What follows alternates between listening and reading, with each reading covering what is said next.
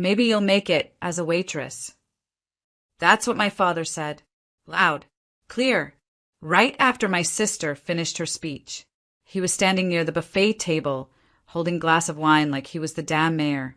And half the backyard laughed with him. It was supposed to be a celebration. Sarah had just earned her master's in communications. There were white tents, catered food, monogrammed napkins. My mom even ordered those gold acrylic signs that said, "Proud moment." All of it for Sarah. Not that I minded. I helped plan it, set up the slideshow, paid the deposit on the chairs. And I wasn't expecting praise. But I wasn't expecting that either. I was holding a plate for my daughter, Ava, just 10 years old. When he said it, she looked up at me, then slowly down at her lap, the same way I did. Something inside me cracked. You hear that? Dad went on. Dropped out of med school and still shows up to eat. At least she's consistent. More laughter. My mother said nothing, just picked at her salmon like she hadn't heard. My sister raised her eyebrows but didn't say a word. I felt every stare, every smirk. Even people I didn't know laughed like it was entertainment. I wanted to run. I didn't. I stood there and swallowed it. And then, a black car pulled up by the front gate. The kind you see in government motorcades. All tinted windows and quiet confidence. A man in a tailored suit stepped out. He walked past the archway, through the tent, and stopped a few feet in front of me. He glanced down at a folder, then looked up. We're here for Dr. Naomi Jordan. Dead silence, the kind that makes people freeze mid-bite. My father blinked. Excuse me. The man smiled politely. UCSF Medical Center's newest surgical hire. Is she ready? He didn't look at Sarah, or my mom, or anyone else. Just me. I set the plate down. Gently. My hands were still trembling. Yes, I said, my voice steady now. I am. My name is Naomi Jordan, and from wherever you're watching this video, stay with me, because some stories don't start with a triumph. They begin in the exact moment you realize you're done being quiet. I thought the silence would turn into applause, or maybe relief, or pride. It didn't. No one said a word as I walked toward the car. Ava clutched my hand, looking confused, hopeful. She had no idea what had just shifted, but I did. Behind me, I heard someone whisper, "Wasn't she the one who dropped out?" As if that version of me still existed. I didn't leave immediately. Daniel, the recruiter, had just come to hand over the contract and shake my hand in person. A formality. He left shortly after. I stayed. I sat with Ava on the patio and watched everyone try to pretend nothing had happened. No one came up to congratulate me. No one even made eye contact. It felt colder than any insult. Later that evening, after most of the guests had left, I went inside to grab Ava's sweater. I heard voices coming from the kitchen. Are you seriously buying that? Sarah hissed. She must have some connection. Probably slept her way in. My mom replied in that low, clipped tone she only used when she thought no one was listening. No one just gets back in after 2 years off. Not like that. Exactly. UCSF? That's not even realistic. I bet she's lying. I stood just outside the doorway, frozen. They weren't shocked. They weren't confused. They weren't even curious. They were bitter, angry that I hadn't needed them, furious that I didn't tell them. And now, scrambling for any explanation that kept me small. That's when I understood. This wasn't new. It never had been. When I got into medical school the first time, my dad said, "Don't let it go to your head. You're not cut out for that kind of pressure." When Ava was born and her father left, Mom told me, "Maybe this is the life you were meant for. Simple. Safe." When I dropped out to take care of Ava after her accident, they called it giving up. Not love. Not sacrifice. They had never believed in me. Not once. And the moment they were forced to look at who I'd become, they didn't cheer. They tried to bury it. This wasn't disappointment. This was sabotage in a nicer dress. I stepped back quietly, grabbed Ava's sweater, didn't say a word, but inside a fire had started. I had spent years apologizing for needing space, for prioritizing my child, for choosing myself.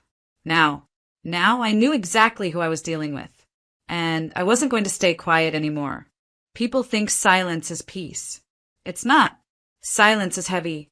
It presses on your chest and teaches you how to smile while suffocating.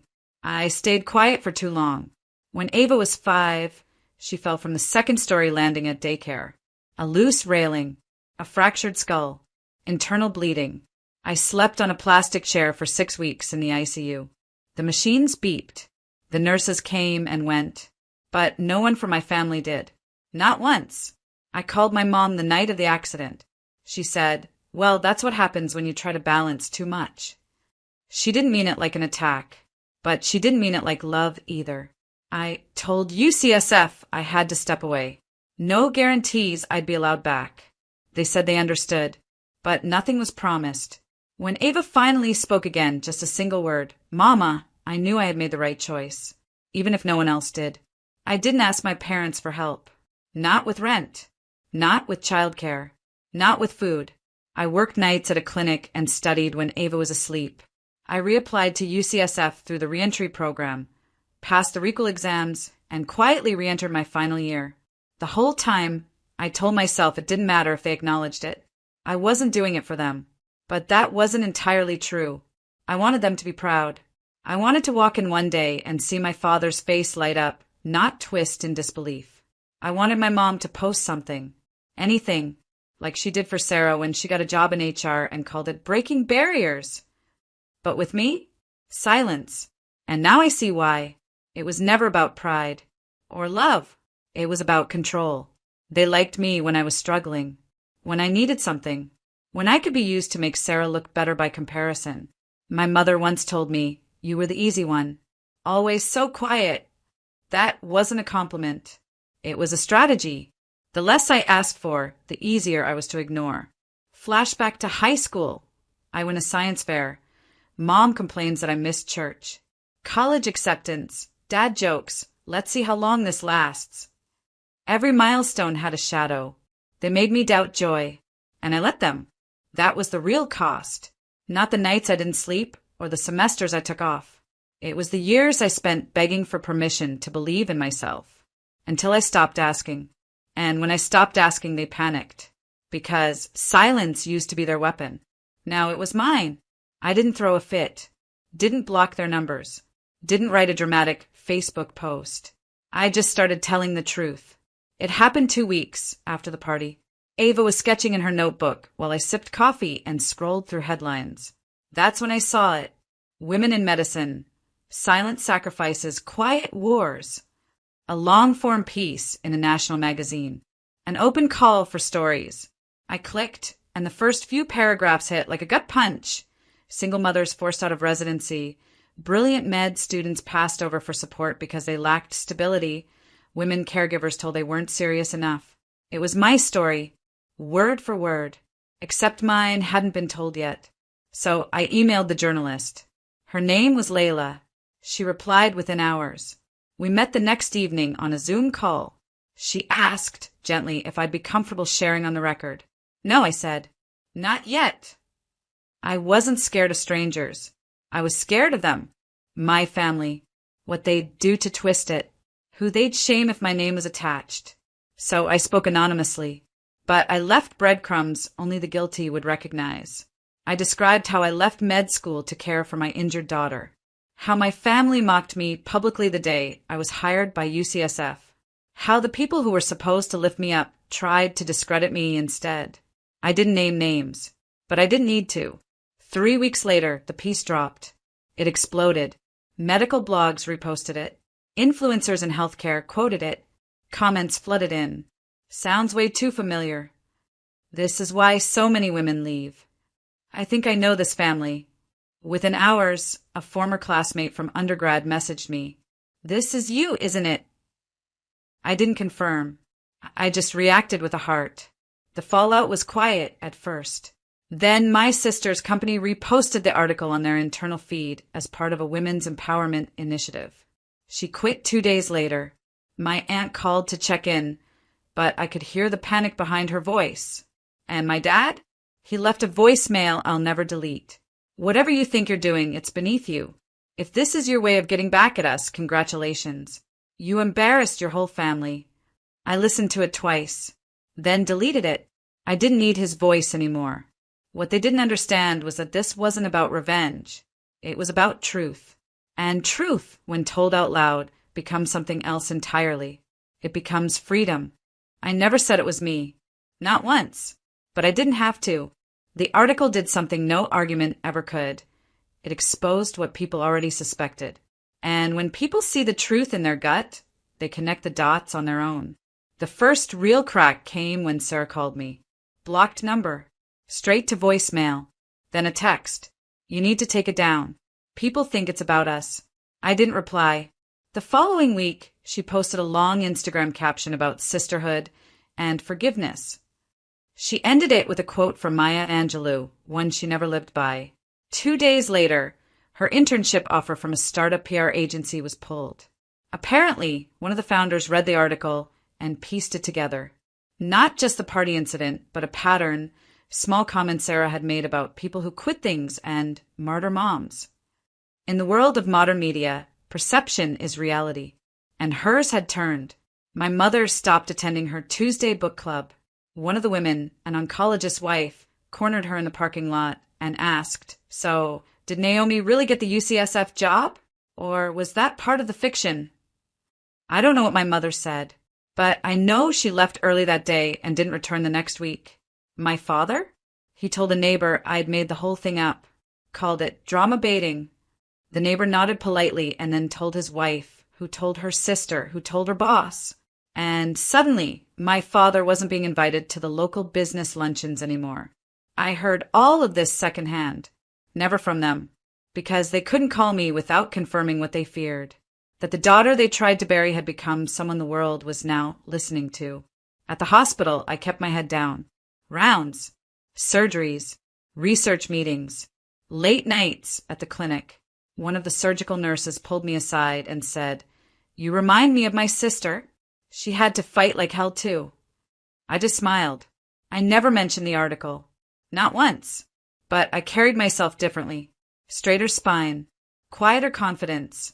They say justice is loud, but for me it came softly.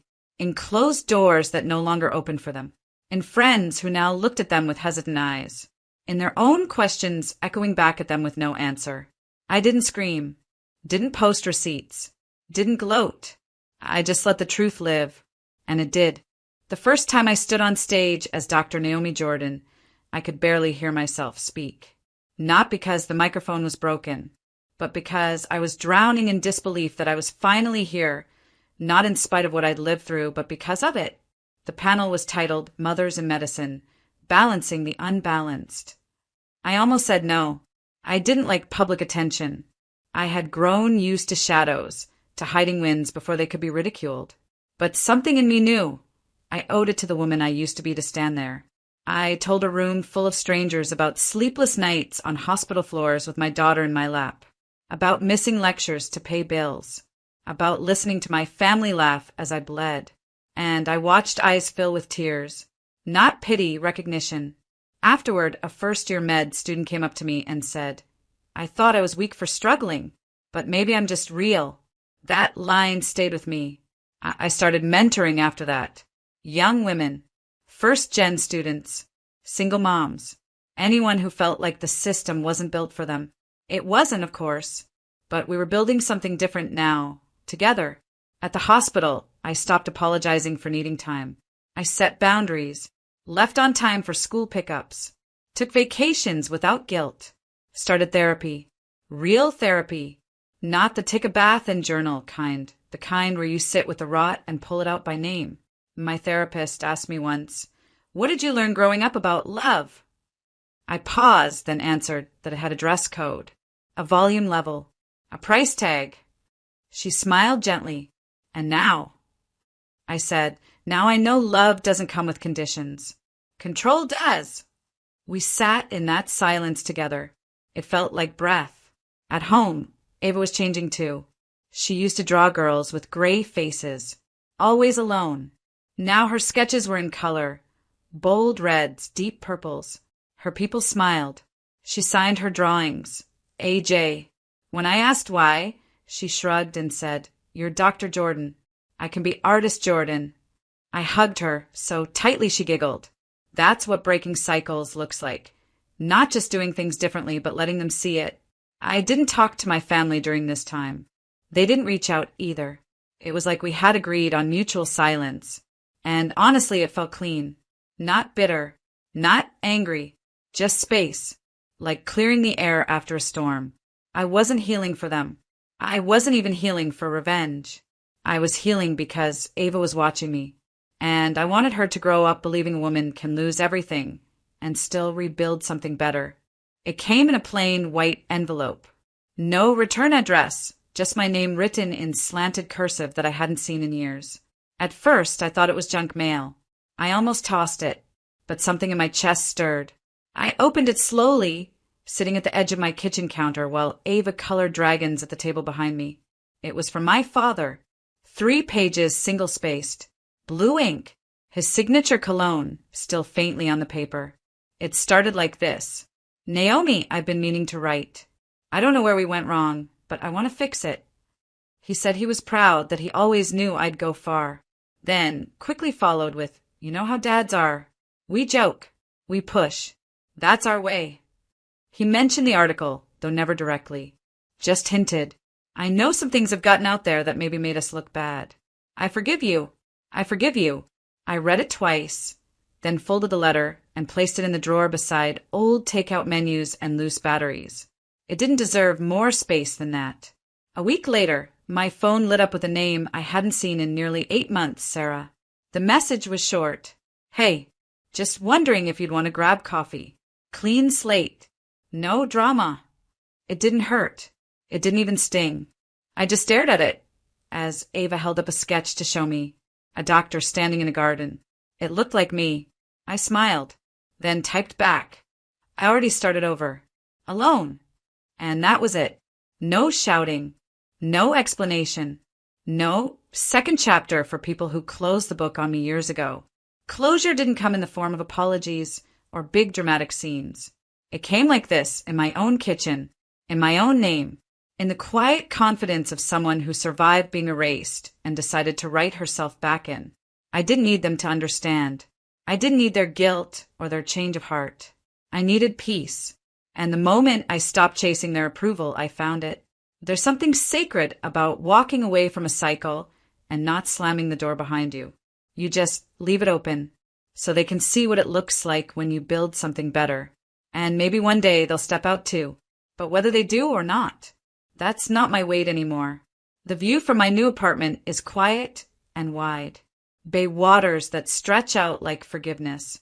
I signed the lease on my own. No cosigner, no backup plan. Just my name. Dr. Naomi Jordan. Top floor. 2 bedrooms. A balcony where Ava and I grow herbs we mostly forget to water. She started junior high last month. Wore her hair in a high puff and told me she wanted to run for class president. I smiled so wide I felt it in my ribs. "Go for it," I said. She looked at me for a second, then added, "You know, it's kind of cool that I get to say my mom's a surgeon." It stopped me, not because of pride, but because of how casually she said it. Like it was normal. Like power was something women just had. She doesn't know what that moment meant to me. A week later, I stood alone on the balcony. September breeze in my sleeves. It was the anniversary of the day I walked back into med school. Scared, tired, unsure. So I lit candle, not for anyone else. Just for her. For me. For the girl who thought being strong meant staying small. And I wrote a letter. "Dear Naomi, you were never a failure. You didn't break. You bent yourself around everyone else until you forgot your shape. But look at you now. Sharp again. Solid again.